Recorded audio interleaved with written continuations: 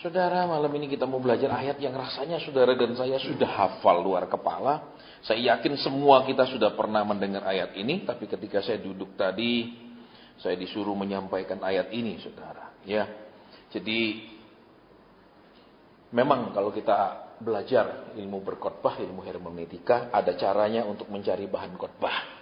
Ya, memang kalau kita belajar ada caranya untuk berkhotbah, termasuk juga saudara menggali bahan khotbah, kemudian menyampaikannya, menyusunnya, kemudian juga sampai tata caranya berkhotbah, sampai terakhir ada altar call dan lain-lain. Ya, tapi kalau kita belajar juga, saudara, ya, ketika kita mengikuti cara-cara seperti itu, maka ibadah yang cuma, ya, kelihatannya legal, benar menurut budaya, benar menurut tradisi, benar menurut aturan umum gereja, tapi belum tentu benar menurut Tuhan. Ya, itu legalitas, saudara. Jadi kita maunya terserah Tuhan.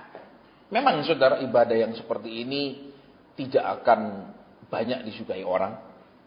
Ya, karena saya beberapa waktu ini saudara banyak sekali memberikan saran kepada orang-orang yang punya masalah super berat. Saya selalu sampaikan kepada mereka hanya satu kebutuhanmu, yaitu bergaul karib dengan Tuhan. Dan rata-rata ketika saya sampaikan seperti itu, rata-rata tutup mulut semua, no comment. Tidak bilang amin, ya saya usahakan, semua diam. Kenapa? Mereka tidak tertarik, saudara, yang namanya karib, itu yang pertama. Yang kedua, mereka sama sekali tidak pernah diajarkan tentang pentingnya kekariban. Kemudian mereka juga tidak pernah diajar bagaimana sih bisa karib. Karena, saudara, akan ada hal beda, saudara, kalau orang dididik Tuhan, dipanggil langsung melayani, dari tidak punya cita-cita jadi hamba Tuhan, tidak punya keinginan jadi hamba Tuhan, kemudian dipilih jadi hamba Tuhan. Itu akan berbeda sekali, saudara. Ya, karena memang bukan cita-citanya. Sehingga dia akan nothing to lose, istilahnya. Dia nggak akan kehilangan apa-apa, itu memang bukan cita-citanya. Tapi kalau itu memang cita-citanya, itu memang kehendaknya, itu memang kerinduannya, apalagi itu menjadi apa? Dia anggap itu akan menjadi satu batu lompatan untuk dia mengumpulkan harta, memperkaya diri, dan menjadi terkenal, dan itu akan menjadi berbeda, saudara. Ya, jadi sekarang buka Alkitab bersama dengan saya, dengan dalam Yeremia pasal 18, semua kita sudah pernah mendengarnya. Ya, ayat yang tadi saya doa di kamar, saya tidak dapat apa-apa. Ya, yang belas saya bilang, ya sudah Tuhan, pokoknya ini acaramu. Tidak ada firman, ya sudah. Ya, ada firman silahkan. Jadi semuanya, ibadah itu tidak akan menjadi membosankan, saudara. Ibadah itu tidak menjadi sebuah ibadah tradisi, ibadah legalitas ketika kita memang berserah sepenuhnya kepada Tuhan. Persiapannya memang baca firman setiap hari, persiapannya adalah doa setiap hari. Ya, tapi tidak terus siap-siapkan ayat, apalagi menjelang akhir tahun mulai berpikir ayat apa kira-kira cocok untuk akhir tahun. Ya, itu kadang-kadang saya sendiri, saudara, ketika jadi jemaat saya bosan, saudara. Ya, bisa ditebak tentang akhir tahun itu bahwa kita harus bersyukur sepanjang tahun, kemudian di tahun yang depan itu Tuhan akan itu semua temanya sama, saudara. Ya, dan saya tahu semua, jadi kadang-kadang apa sih yang kita, kenapa perlu datang lagi kalau kita sudah tahu semua? Ya, tapi juga kadang-kadang ada yang bilang, kenapa saya perlu datang kalau masalah saya nggak ada yang mau tahu? Nah, itu saudara. Ya, kadang-kadang saya datang bawa masalah, Pak, dengarkan saya baru saya mau datang lagi. Saya datang minta didoakan, Pak, baru saya, nanti kalau Bapak urus saya, doakan saya, baru saya mau datang lagi. Ya, jadi kadang-kadang seperti itu, saudara. Ya, kita ini pergi sekolah tetapi tidak mau belajar, sibuk mengajak gurunya ngurusi masalah kita pribadi. Ya, ini yang aneh sekali. Baik, kita langsung kepada firman Tuhan, saudara. Mulai ayat ke-1, ayat ke-1 dan selanjutnya. Ya, Yeremia 18. Firman Tuhan, ya, firman yang datang dari Tuhan kepada Yeremia bunyinya, pergilah dengan segera ke rumah tukang periuk. Di sana aku akan memperdengarkan perkataan-perkataanku kepadamu. Lalu pergilah aku ke rumah tukang periuk, dan kebetulan dia sedang bekerja dengan pelarikannya. Apabila bejana yang sedang dibuatnya dari tanah liat di tangannya itu rusak, maka tukang periuk itu mengerjakan kembali bejana-bejana lain menurut apa yang baik pada pemandangannya. Kemudian datanglah firman Tuhan kepadaku bunyinya. Masakan aku tidak dapat bertindak kepada kamu seperti tukang periuk ini, hai kaum Israel. Dengarkanlah firman Tuhan, sungguh seperti tanah liat di tangan tukang periuk. Demikianlah kamu di tanganku, hai kaum Israel. Sampai di sana, saudara. Nah sekarang saya yakin semua saudara dan saya sudah pernah dengar ayat ini. Ya, jadi ayat ini bukan sesuatu yang baru. Ayat ini bukan sesuatu pengajaran yang sama sekali kita tidak pernah dengar ayat ini. Ya. Tapi ini hal yang sudah umum. Nah sekarang yang kita mau perhatikan adalah, saudara, kita mau perhatikan yang pertama dulu. Ya, datanglah firman Tuhan ya kepada Yeremia. Pergilah dengan segera ke rumah tukang periuk. Jadi saudara, ini yang pertama bicara bukan kepada yang mau dikhotbahin. Tetapi ini bicara kepada yang mau berkhotbah. Karena saudara, seringkali antara yang berkhotbah dengan yang dikhotbahin itu ayatnya sama, tetapi hanya menyuruh yang dikhotbahin yang melakukannya. Sementara yang berkhotbah tidak terikat untuk melakukannya. Contohnya, saudara, ya, saudara harus percaya kalau memberi itu, saudara akan diberi. Itu kan diajarkan. Tapi dia sendiri tidak pernah belajar memberi. Buktinya, Natalan minta persembahan Natal lagi. Paskah minta kumpulkan telur lagi. Dia sendiri tidak pernah berani mengeluarkan uang yang dia kumpulkan daripada setiap ibadah. Tapi dia ngajar, beri. Percaya kalau engkau memberi, Tuhan akan memberi engkau. Terus bagaimana kau bisa menuai lebih kalau engkau tidak memberi lebih? Sementara dia tidak memberi. Saya mengalaminya, saudara. Saya banyak diundang ke banyak tempat, saudara, banyak gereja. Mereka mengajar, beri maka diberi. Sering saya diundang, hotel saya harus bayar sendiri. Ini kisah nyata. Transport saya bayar sendiri.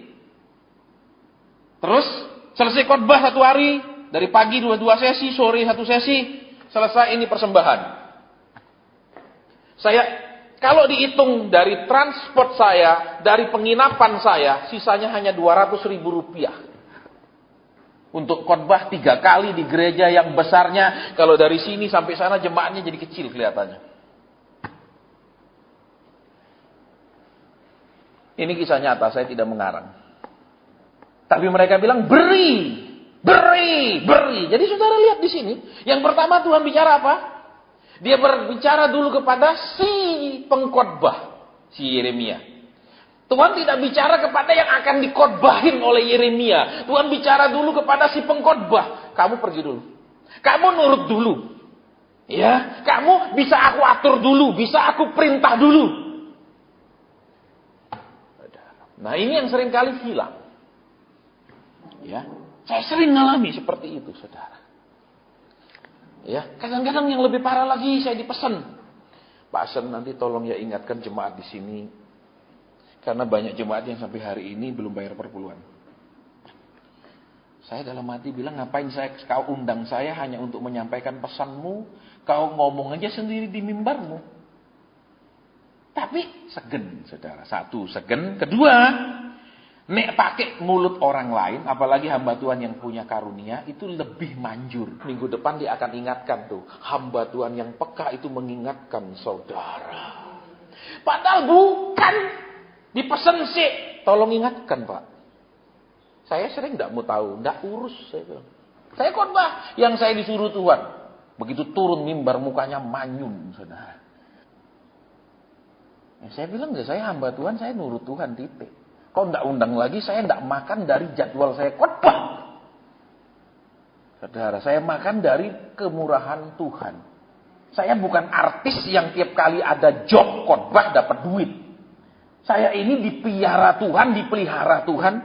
Saya punya slip gaji, itu dari Tuhan. Dari saya tidak punya uang. Ya, dari nggak punya tabungan. Tuhan suruh sampaikan, saya sampaikan. Saya nggak peduli. Apalagi waktu itu saya masih bujangan. Saya bilang kalau saya sampai nggak makan, ya saya nggak makan sendiri. Nggak masalah. Nggak ada anak yang kemudian nangis-nangis, Pak, minta makan. Itu zaman itu, saudara. Nggak ada tabungan. Ya, saya sampaikan aja. Nggak senang, nggak masalah. Nggak terima, nggak masalah. Nggak ngundang lagi, nggak masalah. Dan ternyata, Emang Tuhan itu bukan menjadikan hamba Tuhan itu artis yang kalau ada job baru ada duit. Tuhan itu punya sistem penggajian yang ya. Nah, kita lanjut. Jadi di sini apa? Sebelum Yeremia menyampaikan sesuatu kepada umat Tuhan, dia disuruh dulu kamu pergi. Betul? Lah padahal kenapa mesti kalau Yeremia bilang di sini aja ngomongnya kalau mau suruh aku nyampaikan sesuatu, kenapa mesti aku pergi? Kenapa mesti pakai ribet-ribet ke sana? Amin. Sampaikan aja di sini, nanti aku akan sampaikan persis Tuhan kepada umatmu. Jadi ini bicara tentang kehidupan orang yang bisa dituntun, bisa diarahkan. Ini kehidupan yang bisa tunduk.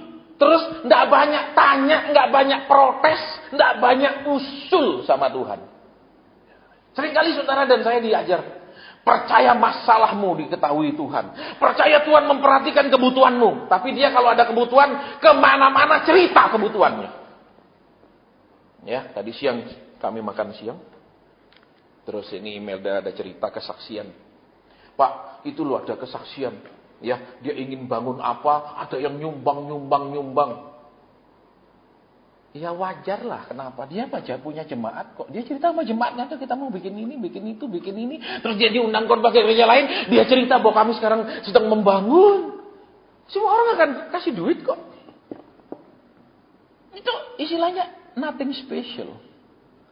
Kenapa? Dia perlu cerita bahwa dia sedang membangun. Dia perlu cerita bahwa Tuhan sudah memberikan misalnya tanahnya. Sekarang bangunannya belum. Atau mungkin sudah ada yang nyumbang sedang terjadi, tapi kan belum selesai. Jadi ayolah tergerak. Itu tidak ada yang istimewa, saudara. Kenapa dia mengajar orang bahwa masalahmu Tuhan tahu, tapi dia cerita segala kebutuhannya kepada orang. Jadi dia bukanlah orang yang dididik seperti Yeremia. Yeremia disuruh, sebelum aku ini suruh kamu ngomong kepada mereka, aku bicara dulu kepadamu, aku suruh kamu pergi ke sana. Terus, nanti di sana baru aku ngomong. Lah kalau Yeremia mau bantah, kenapa masih di sana? Apa di sini nggak bisa? Kenapa masih aku repot ke situ? Langsung aja di sini kan lebih cepat, aku bisa cepat sampaikan kepada umatmu. Ya, ini bicara tentang kualitas hamba Tuhan. Ini bicara tentang kualitas orang-orang yang mau menyampaikan pesan Tuhan. Beberapa bulan lalu, saudara, saya tiba-tiba diingatkan bahwa kita sudah lama sekali tidak mengadakan bakti sosial pengobatan. Karena dari dulu, beberapa tahun itu setiap saat kita mengadakan bakti sosial pengobatan gratis.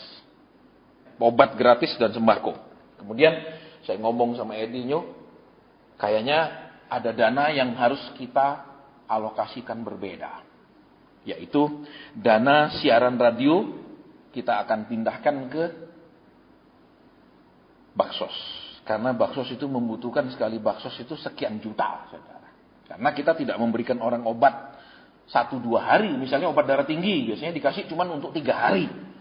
Saudara minum obat darah tinggi 3 hari tidak akan berpengaruh, minimal bulanan.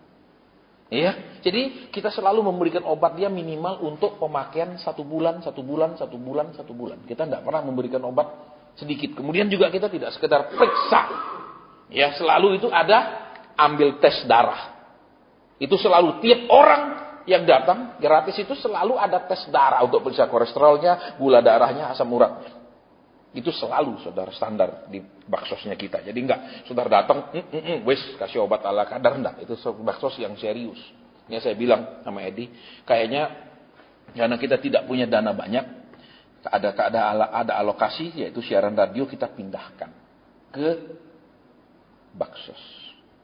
Saya enggak cerita sama saudara. Karena kalau cerita berarti minta uang. Sekarang saya cerita. Kenapa saya cerita? Semuanya sudah ada.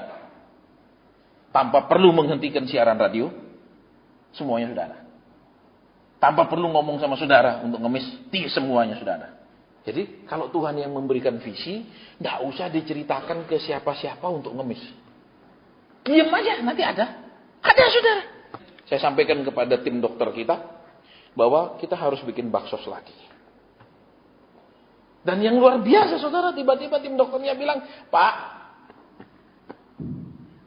semua obat tinggal ambil. Dari mana obatnya? Ada Pak. Kemarin ada yang nawarin mau obat apa saja kirim proposalnya, ambil. Jadi semuanya tersedia. Tidak perlu saya katakan sama saudara kita mau baksos, dana di kas tidak ada, jadi sedang baksos butuh dana sekian, ada yang tergerak silakan hubungi Edi, tidak ada. Tidak pernah saudara dengar kan? Dan saya cerita sekarang karena semuanya sudah ada. Jadi kita nggak ngemis. Lihat di sini. Ya, seringkali yang persis sekali, saudara, seringkali apa? Seperti orang Farisi. Dia mengajar tapi tidak melakukan. Ini yang jadi masalah seringkali. Kita harus memperhatikan orang miskin. Dia sendiri. Saya nggak menjelek-jelekan orang, saudara. Sekarang banyak pengajar Farisi, ngajar tidak lakukan.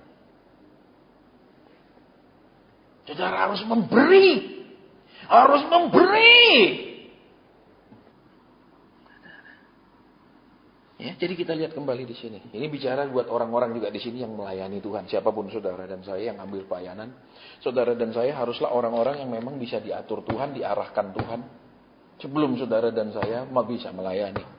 Tapi Pak, pelayanan saya tidak khotbah. Semua pelayanan membutuhkan seperti itu. Jenis apapun pelayanan itu. Lihat kembali. Pergilah dengan segera ke rumah tukang periuk. Di sana aku akan memperdengarkan perkataan-perkataanku kepadamu. Jadi nurut saja. Tuhan bisa membuatnya jadi simple, sederhana, gampang. Tapi Tuhan seringkali membuatnya jadi agak panjang ceritanya. Suruh pergi tukang periuk. Ngomong aja sama Yeremia.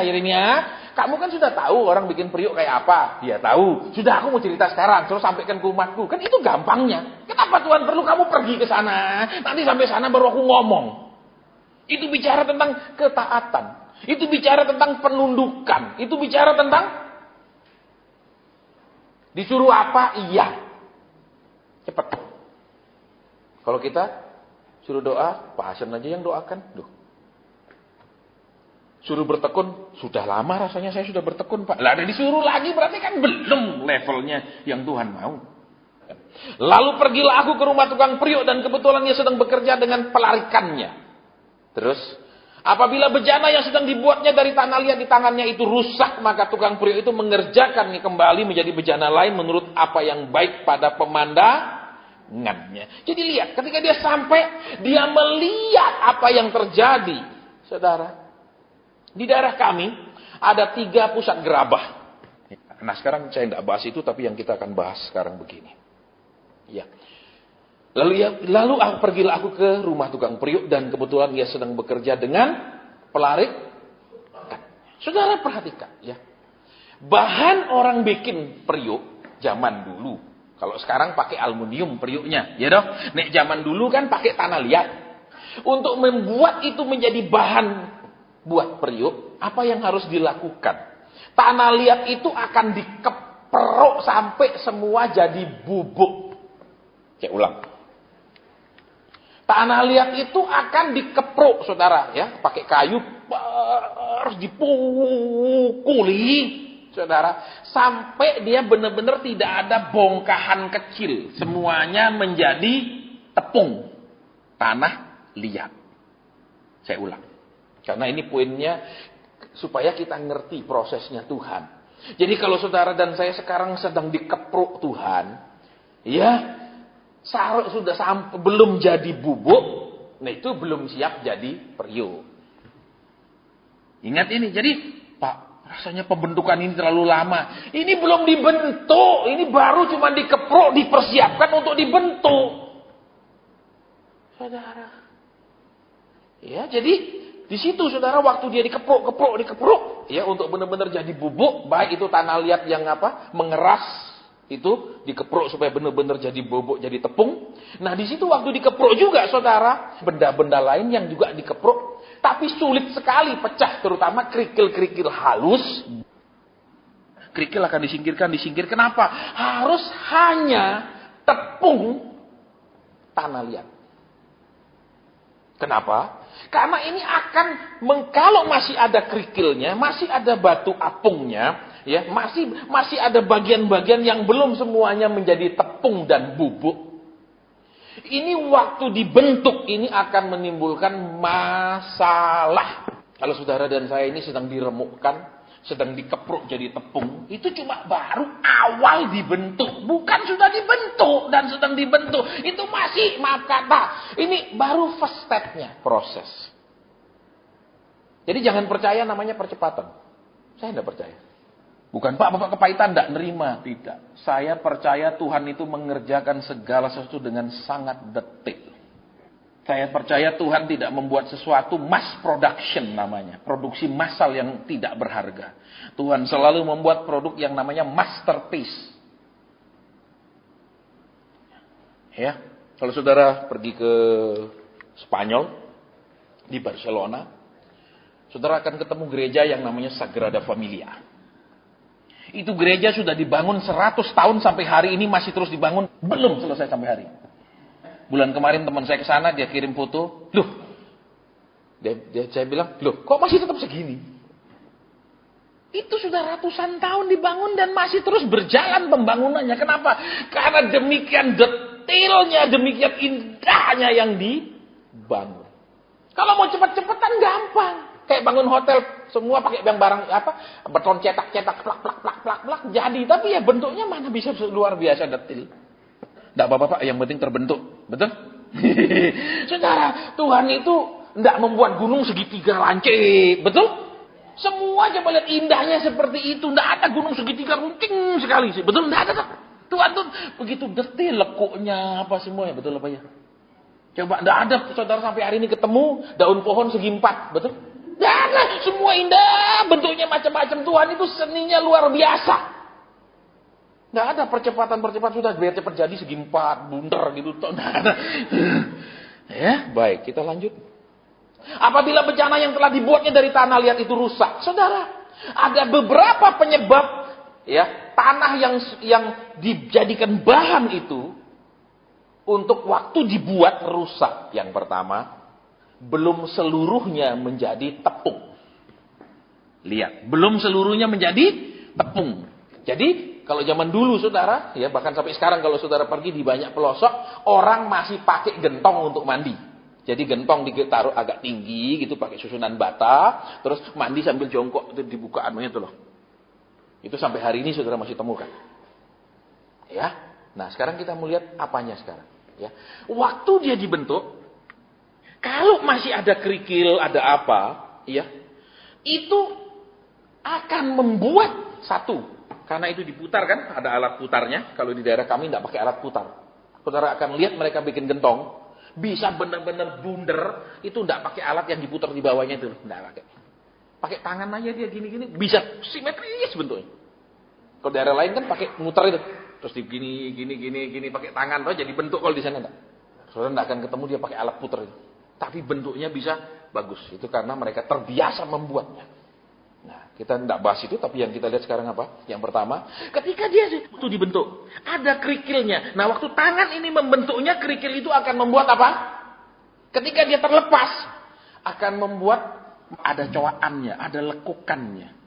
Itu yang pertama.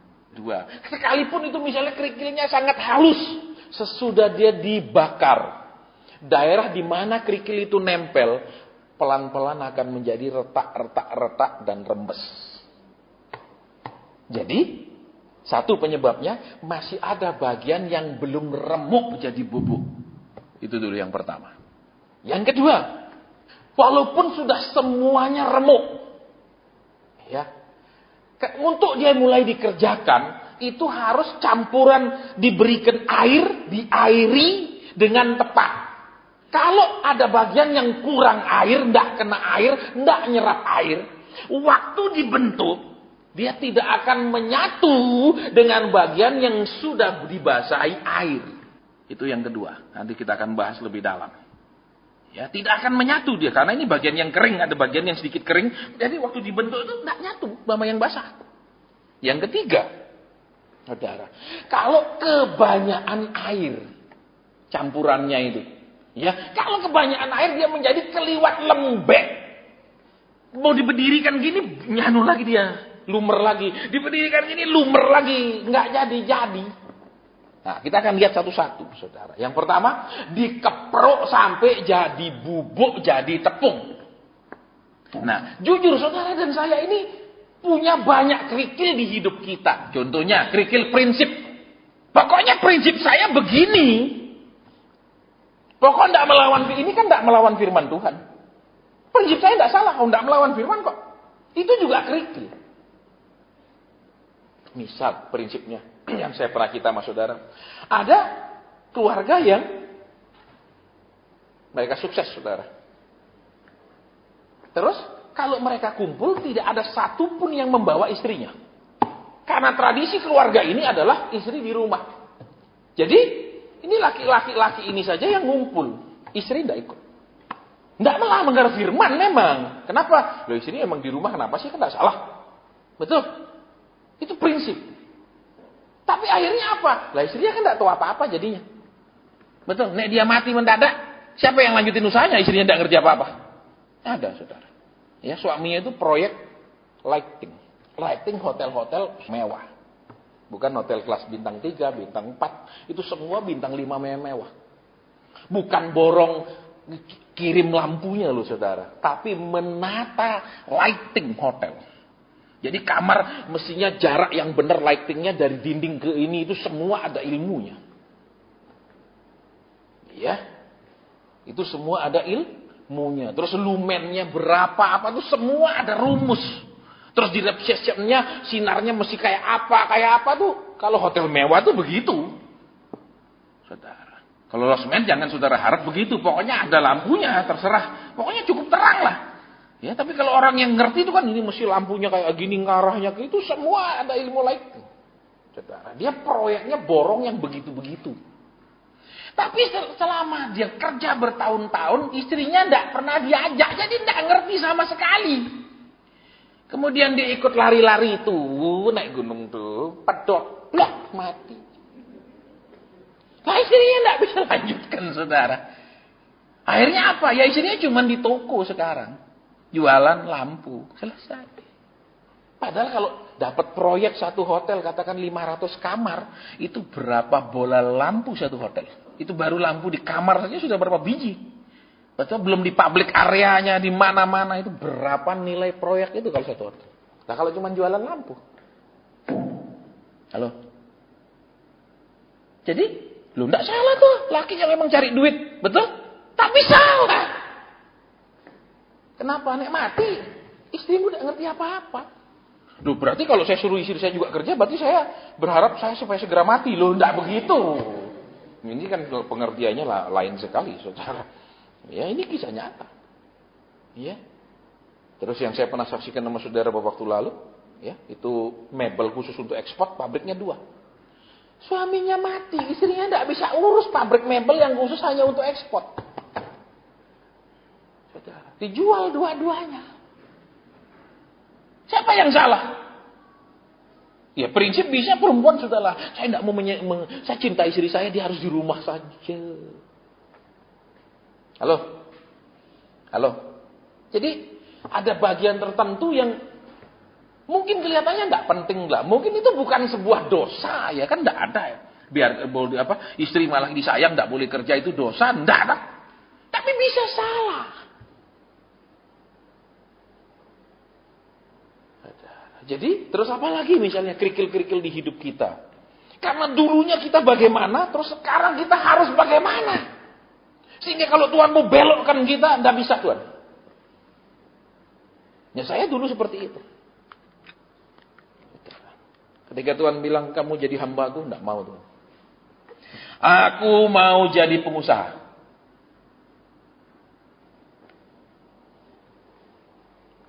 Saya mengalami enggak, saya nggak bisa jadi dapat. Terus ketika Tuhan bilang jadi hamba-Ku, enggak. Aku dari kecil susah, aku harus jadi orang besar.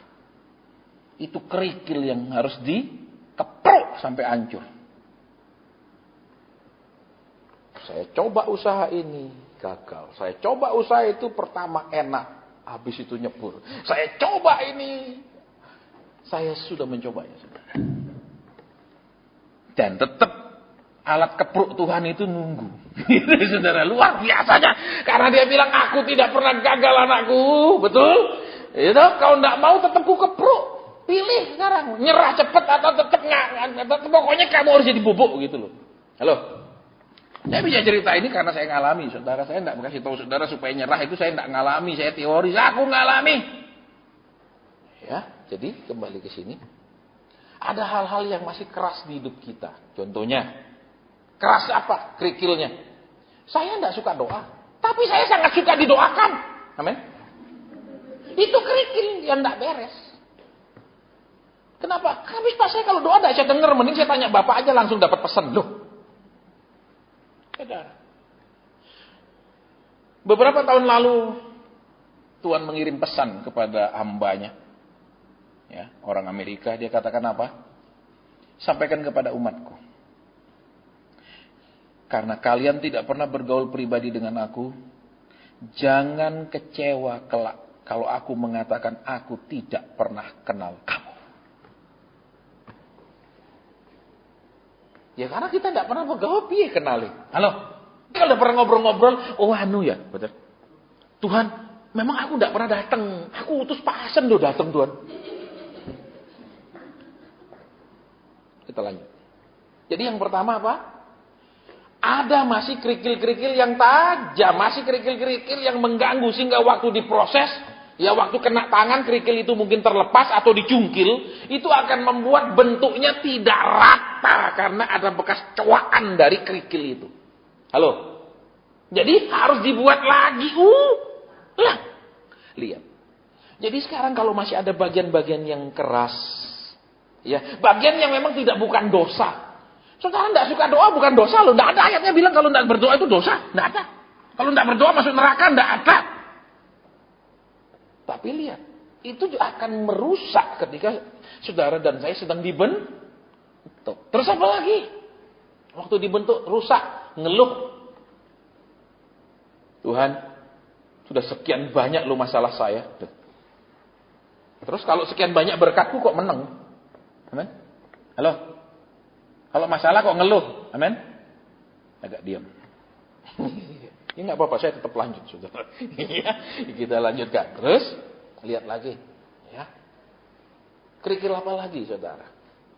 Di dalam hidup kita, yang akan merusak proses itu sehingga harus diulang kembali, dibentuk ulang lagi, ya. Kerikil pola pikir, kerikil pengertian kita akan proses Tuhan. Maunya kita apa? Kalau aku sudah taat, berkati. Kalau aku sudah nurut, ayo lipat gandakan. Kalau aku sudah, ayo. Itu pikiran kita. Lah, coba saudara dan saya baca kitab Ayub. Tuhan bilang, iblis, coba kamu lihat hambaku Ayub. Tidak ada seorang pun yang seperti dia. Bayangkan, tidak ada seorang pun seperti dia. Tuhan yang ngomong. Halo? Halo? Berarti, kalau Tuhan sudah kasih rekomendasi, Tuhan sudah kasih komentar seperti ini, Ayub ini berarti luar biasa salehnya, amin. Tapi ketika iblis bilang, aku mau uji dia, Tuhan bilang, apanya lagi mau diuji, dia sudah begini baiknya, sudah begini benarnya. Betul? Tuhan bilang, silakan. Betul? Iya apa enggak? Jadi jangan berpikiran, saya sudah hidup benar, saya sudah. Tidak boleh ada ujiannya lagi, tidak boleh ada masalahnya lagi. Halo? Itu kan pola pikir kita. Alkitab tidak catat seperti itu. Betul? Betul? Oke, terus kita lanjut. Ya, yang kedua. Sudah. Ada bagian yang belum menyerap air dengan baik. Karena sudah dikeprok. Biasanya dia akan diairi, kemudian dibiarkan semalam, saudara. Supaya kenapa? Satu, supaya semua bagian menyerap air, supaya tidak waktu dibentuk ada bagian yang tidak kena air, sehingga tidak akan bisa dibentuk. Tepung yang tidak kena air itu akan lepas-lepas sendiri, tidak bisa melekat satu sama lain. Betul? Yang kedua, supaya airnya itu yang sisa hanya yang dibutuhkan, karena kan sudah disiram semua, ditaruh semalam, nanti kan itu akan turun diserap oleh tanah di bawahnya. Jadi yang sisa ini tidak kelewat banyak airnya, kelewat lembek, kelewat cair. Karena kalau kelewatan banyak air, gimana cara dibentuknya? Begitu dibentuk, dia leleh lagi, leleh sendiri, tidak karu-karuan. Nah, saudara dan saya lihat di sini. Yang kedua, ada bagian-bagian yang belum menyerap air. Berarti apa? Mungkin tepung ini, oke, sudah jadi bubuk. Amin. Sudah diremukkan.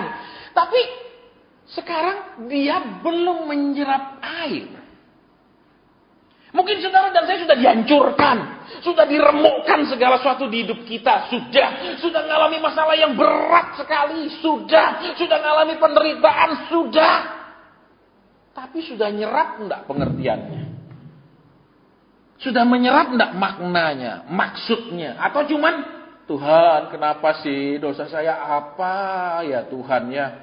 Apa ada masih dosa turunan, ada kutuk turunan? Kita tidak menyerap pengertiannya.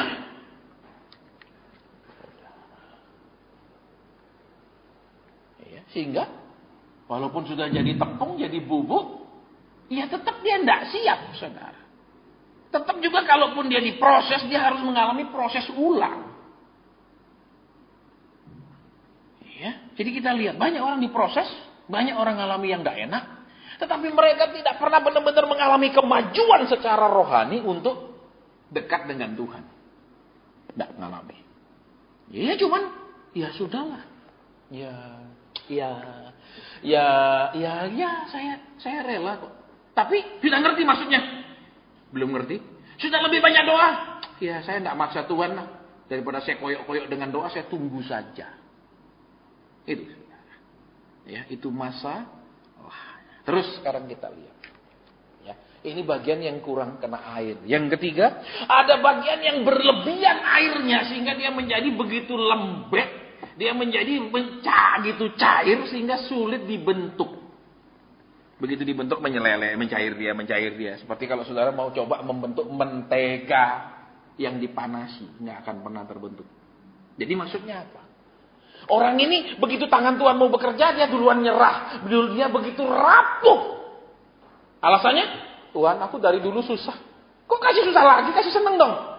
Tuhan, apa tidak cukup penderitaanku dari dulu? Sekarang jawab dong. Dia begitu rapuh terhadap proses Tuhan. Dikit-dikit jadi remuk. Makanya saudara, persekutuan kita namanya pendewasaan, bukan pemanjaan. Walaupun kalau saya katakan kita rubah menjadi persekutuan pemanjaan, saya yakin tempat ini tidak akan cukup. Kenapa? Saya khotbah 15 menit, saya akan doakan satu-satu. Saya yakin kita punya anggota ribuan. I'm not bluffing. Saya nggak ngomong kosong. Di kota-kota lain di zaman Tuhan belum suruh saya untuk menyampaikan pengajaran. Hanya menyuruh saya menyampaikan nubuat. Orang rela menunggu. Hanya untuk dapat pesan Tuhan. Tuhan bilang begini, Tuhan bilang begini. Di ibadah jam 12 malam pun masih antriannya tiada akhir. Mereka masih berdiri. Tetapi Tuhan bilang, dewasakan umatku. Terus ya sudah didewasakan. Tidak mau ya sudah. Gampang dong. Mungkin persekutuan ini tidak keren, saudara. Kenapa? Karena yang datang tidak banyak. Biasanya kalau persekutuannya besar, akan lebih cepat mengundang orang lebih banyak lagi. Karena kan keren. Wah, persekutuan kita. Kalau itu semua jalan malah ketutup, kok keren. Kita akan bangga datang karena menjadi bagian dari satu persekutuan yang luar biasa. Itu namanya proses identifikasi. Karena kita tidak akan bangga ke tempat yang kecil. Kita nggak akan bangga dikhotbahin pendeta tidak terkenal. Itu namanya proses identifikasi.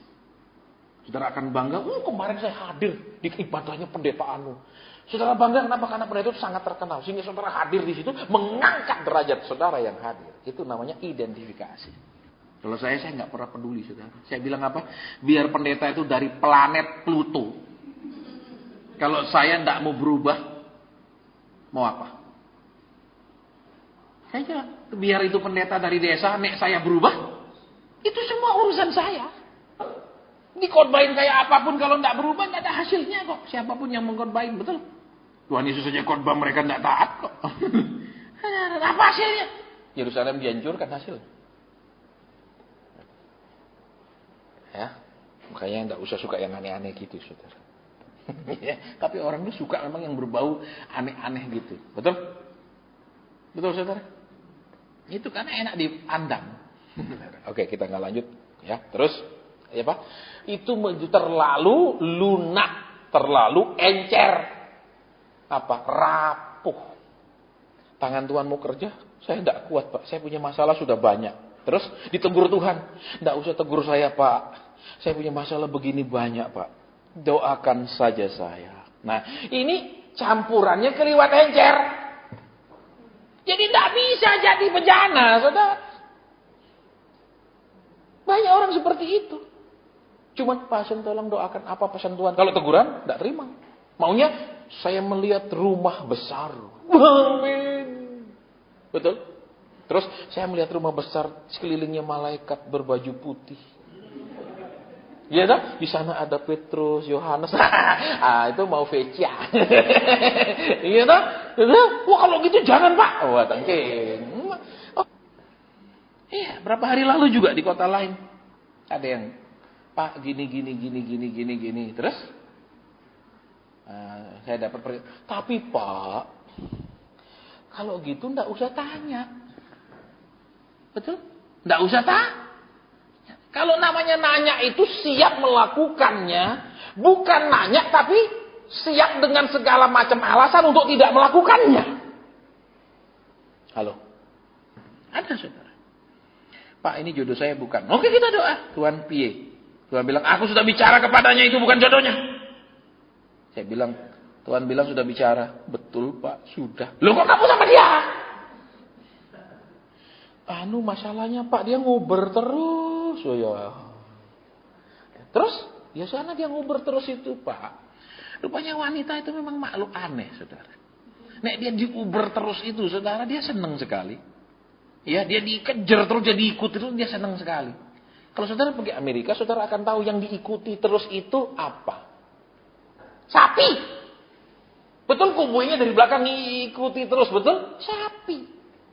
Jadi perempuan ini habis dia uber terus saya Pak. Jadi akhirnya ya saya karena di uber terus saya merasa inilah cinta. Dia benar-benar cinta. Pokoknya kita bisa ngomong aja, tapi jangan cuma ngomong toh. Engkau paling berarti, tapi uangku sih tak pikir. Nah ini dah tunjuk no. Cara nyenangkan perempuan salah satunya dengan uang loh saudara saya mau beritahu. Bukan hanya kata-kata manis, tapi uang. Saya mau ngomong sama saudara. Enggak. Ya dulu kamu mau beli apa? Kamu butuh apa? Enggak mau butuhkan dibeli no. Namanya enggak mau keluar pun dijemput aja keluar. Betul enggak? Umpan tuh. Begitu sudah umpannya digigit. Masuk no panci penggorengan.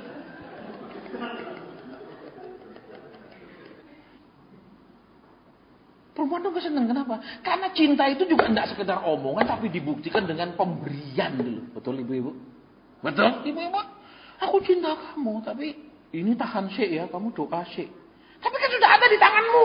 Ya minta lagi sama Tuhan yang baru, yang tanganku ya tanganku. Kamu enggak usah ambil, nanti minta dari Tuhan lagi baru aku kasih. Nah, karena mencintai juga memberi. Amin. Amin. Mencintai juga mentransfer apa yang kita punya ke yang kita cintai. Gitu loh. Loh, iya apa enggak? Kalau cinta cangkem tok itu cinta palsu. Betul? Cinta tanpa pengorbanan. Engkau dapatkan istrimu sering kan karena engkau berkorban. Betul? Hujan datang, enggak punya uang pun ajak makan. Betul? Ngutang berani. Itu yang bikin dia begitu meleleh hatinya. Saudara. Terus ketika kau bilang ayo nikah. Ayo. Dia bilang saudara. Iya. Tapi begitu dia seperti orang mancing. Begitu dia makan umpan. Selesai. Sudah. Enggak ada umpan baru. Bertobat. Ya. Oke. Kita lanjutkan. Jadi sekarang. Terus. Kemudian datanglah firman Tuhan kepadaku bunyinya. Masakan aku tidak dapat bertindak kepada kamu seperti tukang priuk ini, hai kaum Israel? Demikian firman Tuhan. Sungguh seperti tanah liat di tangan tukang priuk, demikianlah kamu di tanganku, hai kaum Jadi, kalau saudara dan saya sudah seperti tanah liat di tangan Tuhan. Tuhan tidak kemudian tanah liat ini ya cuma diremes-remes gini, dia sudah enggak. Ini di tangannya dia, ini bahan untuk dia buat sesuatu. Terus mulai diapain? Dikepruk. Supaya jadi tepung, jadi bubuk. Terus ngilangkan kerikilnya. Terus diapa? Dikasih air. Ya, dengan jumlah takaran yang benar terus dibentuk. Kalau masih tetap ada kerikilnya, dibentuk lagi karena kerikil yang di dalam membuat cacat. Kalau dicungkil gini membuat lekuk coak. Terus kalau tetap tidak mau dibuang, ketika itu jadi sesudah dibakar, di tempat itulah akan retak-retak dan pecah. Karena kerikil itu tidak akan pernah bisa menyatu dengan tanah liatnya. Terus kalau dia tidak menyerap air di bagian walaupun sudah dikepruk, dia tidak akan bisa jadi periuk. Kalau kebanyakan air juga dia tidak bisa dibentuk. Jadi rela dikepruk, rela semua kerikilnya dibersihkan, ikut Tuhan itu tidak ada prinsip, saudara. Tidak ada prinsip. Cuman satu, taat. Tidak ada prinsip. Saya dulu manusia berprinsip. Saya manusia man of principle. Dan Tuhan menghancurkan prinsip saya. Saya banyak saksikan sama saudara kan? 3 kali seorang ibu merubah jadwal konselingnya ke saya. Karena zaman itu saya masih boleh melayani konseling. Taat. Terus sudah dekat waktunya ibu itu bilang, maaf pak, saya tidak bisa. Bisa tidak minta waktu lain? Oke, ganti waktu. Saya lihat di jadwal, oke, ini ada slot 1 jam. Sudah dekat, pak, saya tidak bisa. Besok saya harus ke sekolah anak saya. Tolong pak, minta jadwal lagi. Udah kedua. Sekarang yang ketiga. Dekat waktunya, pak bisa minta ganti. Hari lain. Wah, ini orang anggap kita ini pengangguran apa?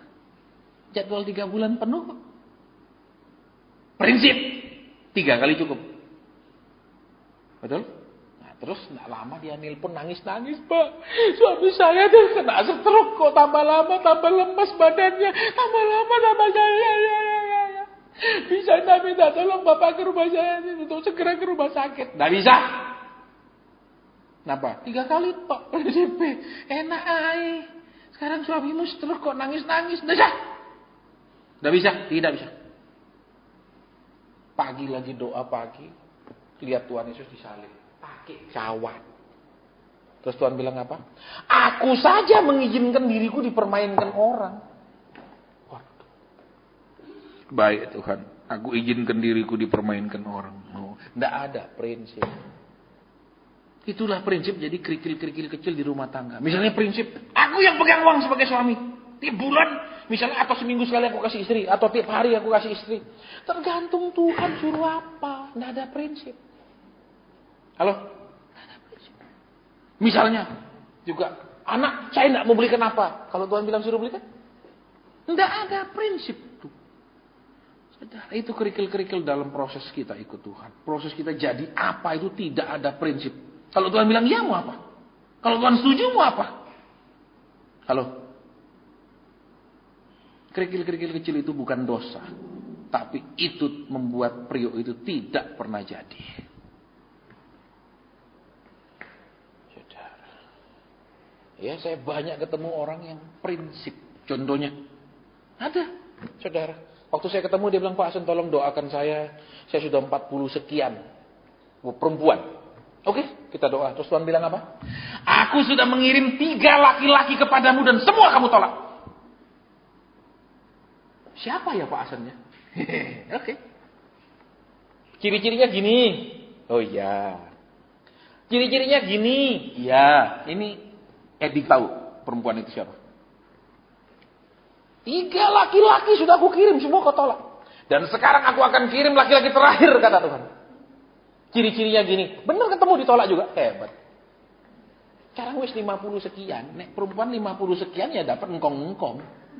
Yang 70 sekian, betul? Nek engkong 50 enggak mungkin cari 50, dia masih bisa cari 20-an. Ketemu memang, benar ketemu. Tapi laki ini cuma sales. Prinsipnya harus yang kaya. Kalau Tuhan kasih jodoh harus yang kaya. Prinsip. Loh Tuhan kasih tahu lo ciri-cirinya saudara dan benar. Tapi kerjaannya cuma sales. Tapi kan ada kerjaan. Betul? Kita tidak tahu lo nasib orang di belakang saudara. Betul? Betul, kan kita nggak tahu. Sudah terakhir nggak ada stok lagi. Enak aja suruh Tuhan carikan stok. Stok apa? Tuhan sibuk-sibuk begitu.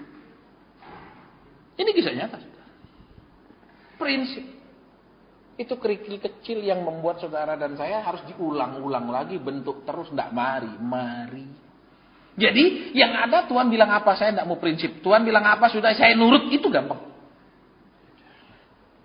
Ya kan? Waktu ibu itu tuh akhirnya pagi saya telepon dia.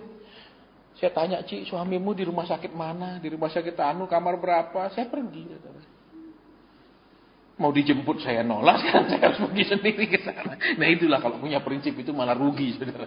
Terus dulu waktu saya mau ditipu ratusan juta, kan waktu saya pelayanan ada yang kasih saya, terus ada yang denger selenting, terus mulai bernubuat begitu saya ketemu. Tuhan bilang kok perpuluhanmu ke saya. Ya saya bilang kok. Saya juga sudah ada kasih kok bagian dari perpuluhan saya. Waktu itu 56 juta ke dia. Sisa-sisa saya bagi yang lain-lain. Oh itu salah. Semua harus ke saya. Bingung saya saudara. Karena waktu saya doa Tuhan bilang. Kasih ke sana, ke sana, ke sana, ke sana. Sudah masih sisa 56 juta. Bisa saya kasih dia gitu loh.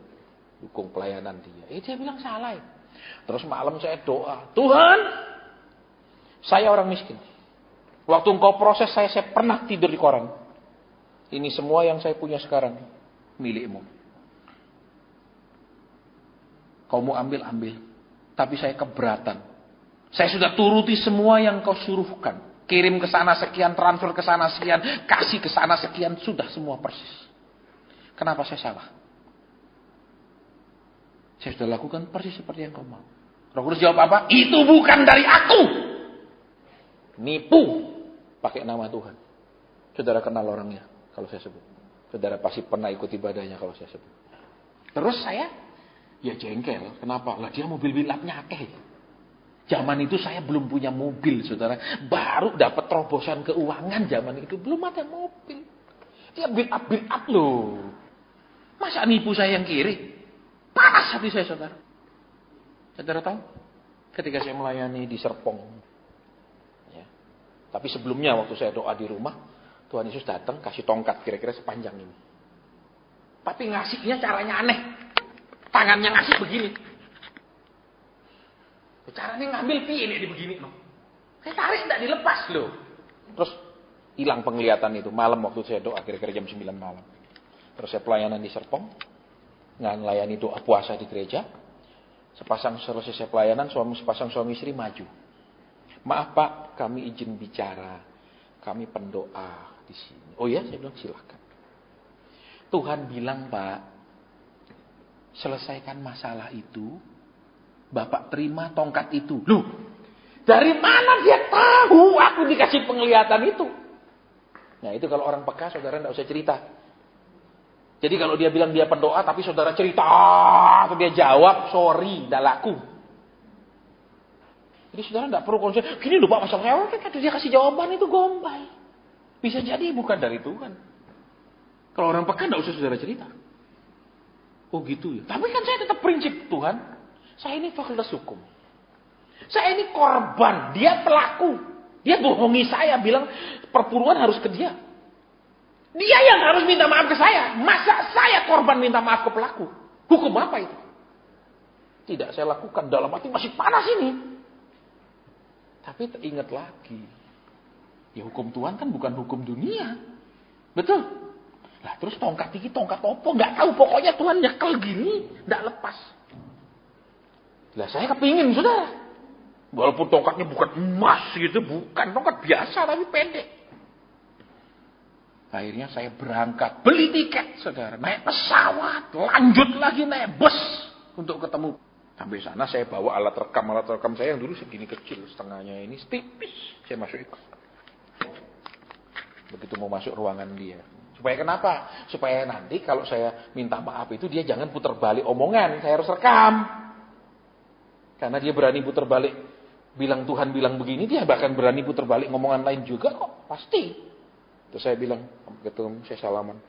Maaf ya kok, saya bilang. Saya sudah membuat Koko tidak nyaman. Itu tok saya ngomong. Saya tidak minta maaf ya, saya membuat Koko tidak nyaman. Gitu toh. Sudah, oh enggak apa-apa, saya ngampuni ngono-ngono. Dalam hatiku tidak keliru dah. Ya cuman saya sudah lakukan yang Tuhan suruh. Sudah. Berapa minggu kemudian ketika saya doa, Tuhan kasih datang lagi. Ini nyata loh saudara, bukan saya lagi mimpi doa. Saya pegang. Terus saya tanya, ini apa Tuhan? Sekarang kamu terima urapan komandan. Jadi, kalau kamu usir setan, tidak usah pegang-pegang. Orang yang kesetanan tidak usah dipegang, dicotol, dikuyak-kuyak. Kamu coba ngomong keluar. Karena kamu sudah pegang tongkat itu. Gitu. Tidak ada print. Terserah Tuhan maunya. Gitu. Halo? Bisa? Bisa? Tapi itu berhentilah bertapa-tapi. Tuhan bilang apa sudah kerjakan titik. Tidak ada pakai tapi alasan bela diri, alasan bantah, alasan segala macam. Halo? Itu yang membuat saudara dan saya tidak pernah menjadi bentuknya di mata Tuhan. Terus diproses. Tidak, mari. Betul? Saudara dan saya pasti pegel loh diproses. Terus-terusan. Apa Tuhan tidak pegel terus mengerjakan barang yang sama tidak jadi-jadi? Ayo nurut. Tuhan bilang apa nurut? Tidak usah prinsip. Misalnya Tuhan bilang beli apa? Beli. Tapi Pak uangnya lebih baik. Kalau Tuhan suruh mau apa? Halo? Loh? Betul apa enggak? Loh kalau Tuhan suruh? Saya pun saudara saya bilang, Tuhan aku kepingin loh ajak istriku keliling. Ya nanti sewa karavan kita keliling. Itu loh camper van. Camper van dulu mobil yang langsung ada WC-nya, dapurnya, itu semua itu jadi kita bisa keliling berdua gitu loh. Tapi sampai hari ini Tuhan juga tidak bilang iya. Masa kau suruh istrimu dapur, ruang tamu, kamar mandi. Nah itu gitu bolak-balik terus. Halo. Saya senang saudara ada yang waktu ngubungi, Pak kami tidak bisa datang, kami mau keluar negeri. Syukur bawa sana jauh-jauh. Lebih baik ini PD sepi semua pergi luar negeri, bikin senang keluarga. Amin. Duh gitu. Ada yang kami, silakan pergi jauh-jauh saya. Ya di kota lain pun kemarin, Pak nanti Sabtu saya tidak ikut ya. Saya berangkat ke luar negeri. Silakan. Ya besok Sabtu dia nggak datang. Silakan pergilah, bikin senang istrimu. Amin. Loh, karena ada indeks kebahagiaan yang juga bisa diukur dari jumlah uang yang dikeluarkan untuk berlibur. Itu ada. Happiness index based on money spent on vacation. Itu ada. Tapi kalau sekarang liburan tidak pernah. Cuman Semarang naik ke atas Bandungan. Semarang, Bandungan, Semarang. Apa itu? Tapi kan Bandungan juga dingin, Pak. Dan dinginnya Bandungan tidak mungkin dinginnya seperti Jungfraujo. Tidak mungkin seperti Titlis. Tidak mungkin. Amin. Iya dah. Halo. Ini saya ngomong yang punya uang loh. Saya tidak ngomong yang belum punya uang.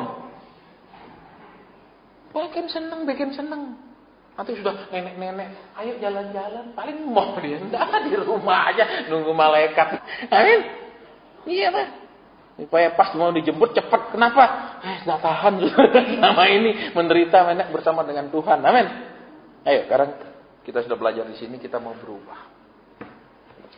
Dikeprok sampai jadi apa tadi? Jadi bubuk, jadi tepung. Dibuang, dibersihkan segala macam kerikilnya. Bukan dosa, tapi itu sangat mengganggu proses. Ya, bukan dosa yang membuat saudara dan saya masuk neraka, tapi itu membuat proses berulang-ulang tidak selesai. Jadi, rela hati, serap air, serap pengertian yang mau maksud Tuhan, serap rencana Tuhan apa sampai kita dibeginikan, supaya proses tidak terus berulang-ulang. Apapun prinsip kita, kalau Tuhan bilang tidak, nurut. Apapun pendirian kita, kalau Tuhan bilang berbeda, taat. Apapun rencana kita, kalau Tuhan bilang lain, rubah. Terus Pak, kalau begitu dapat apa? Oh, yang jelas satu yang kita dapat. perkenan Tuhan. Terus selain perkenan apa? Duit aja enggak? Kadang-kadang semua diukur kalau dapat materi, mobil baru, rumah. Itu yang ukurannya. Dekat dengan Tuhan lebih daripada segala sesuatu. Dekat dengan Tuhan lebih daripada berkat apa. Karena kita akan tetap kuat, kita akan tetap tenang, kita akan tetap santai. Sekalipun ada badai, karena dekat dengan Tuhan. Itu lebih daripada berkat harta benda. Karena berkat harta benda kita akan bingung, ini untuk anak keberapa ya, ini baginya kayak apa ya, bisa pusing sendiri. Oke, sudah selesai, jam 9 kita bubar, kita mau berdoa. Kalau ada persentuhan saya sampaikan, ya kalau tidak ada, nanti kita akan tutup dalam doa. Mungkin ada yang tidak engkau sampaikan di tengah-tengah kami. Kalau ada silahkan.